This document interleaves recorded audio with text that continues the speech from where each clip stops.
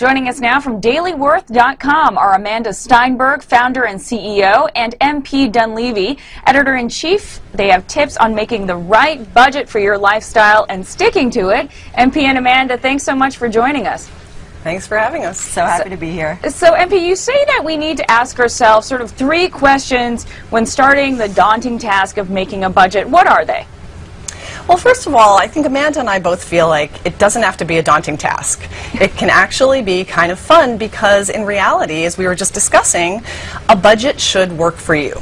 So the first question you should ask yourself is this budget going to be doing something specific? So, for example, saving money, getting out of debt, going on vacation. Yeah, what do you want your budget to do for you? Okay, and the second question you say to ask yourself is, what kind of person are you? What do you mean by that? Well, the question you want to ask yourself is, am I really detail-oriented, or am I someone who needs to keep things in general categories? It's really important that you don't make your budget too complicated so that you can actually stick to it. Yeah, I mean, I think the thing to remember is that some of us love the Excel spreadsheets and some of us just don't. And that's fine. Just find the thing that works for you. Right, and one of the questions you have to ask yourself these days when you're making a budget is, do you like sort of an online tool, or are you sort of more old school, right? Exactly, yeah. And Amanda and I would say we have different approaches in this way. I'm a little bit more old school. Right, and I like to have everything digital. Exactly. Okay. And what are the suggestions for okay, let's start with the old school. If you're old school, what does that mean? I mean, obviously it doesn't mean that you're keeping your change in a piggy bank, I imagine. What do you mean by that? Well, some people are a little bit more paper and pencil, and that's the way I am. I don't really like to go on, I mean, I have a Mint.com account and I love it, and I do certain things online, but I'm actually a lot more comfortable when it comes to my budget. I like just kind of doing it, you know, penciling it out, adding up my expenses. And I'm also, another thing to keep in mind when you're tailoring your budget is that I am not a nickel and dime type of person. So that's why an Excel spreadsheet is not going to work for me. So, you know, when it comes down to me creating my budget, I like to have something where I can just kind of like rough it out literally on the back of an envelope. Sure, and then of course there are computer programs for the more high-tech types. Now you guys have a couple types of budgets that you suggest, and the first is a basic budget. Can you break that down for us? And we have an example here, I understand. Yeah, the basic budget is actually a really good place to start if you just need, you know, something super easy to use. Let's say you make about $4,000 in income. So tally up your income to start with. But here's one thing that people don't often know to do. Add in your savings right off the bat so that it's part of what you spend money on. Okay, so you have your income, then let's say you're trying to save for retirement, you're trying to put money into emergency savings, maybe you have some other savings goals. So let's say that's about $800 a month. Okay, that's a 20% savings rate. That's really high, I understand that, but I'm just using it as kind of like the gold standard. Sure, right? Sure. Okay, so and then you want to tally up your expenses, because realistically, you know, what are you spending money on? That's the main thing. That's a lot. Sure. In fact, this is the task that most people kind of get stumped on. They don't want to just sit down and add up that number. So add it up and combine that with your savings. So let's say your monthly expenses are $2,500 and you've got $800 in savings that this is, you know, as they say, pay yourself first. And you deduct that from your $4,000 in monthly income. And I realize these are all like very ideal numbers, but, you know, these are targets. It's we try to be flexible. Right, so that would give you $700, and I imagine that's spending money?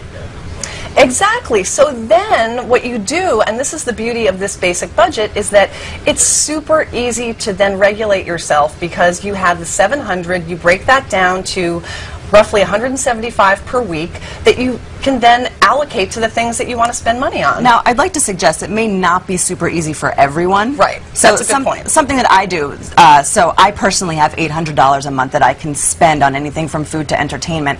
What I actually do is I transfer that into a separate ING Direct account so that I'm not spending money that's been allocated to my bills and to my budget. And I actually have it in a separate bank account with a separate debit card attached to it to make sure that I'm never overspending. I can just check that bank balance on my iPhone and I see, oh look, I have $300 left and that has to last me a week and a half. That's such a good idea to sort of separate the spending money you have after you've paid for what you need to pay for. You also have a budget called the Save to Spend plan, and what does that look like? The Save to Spend plan, this is my personal favorite. This is something that actually has taught me how to become a saver. I was not a saver to begin with years ago, and when I adopted this budget, it made sense to me because that was the area I had the most trouble with, was setting aside the savings. Yeah, I think that's most of us. I know, because the thing is we get hung up on what we're spending, and that's understandable, but if you save money first, and you keep in mind that a lot of what you're saving you're going to spend anyway, it's a lot easier to save it. So the idea is that you try to put, and mind you, again, these are ideal figures. You're just trying to aim for it. These are targets, right? Sure.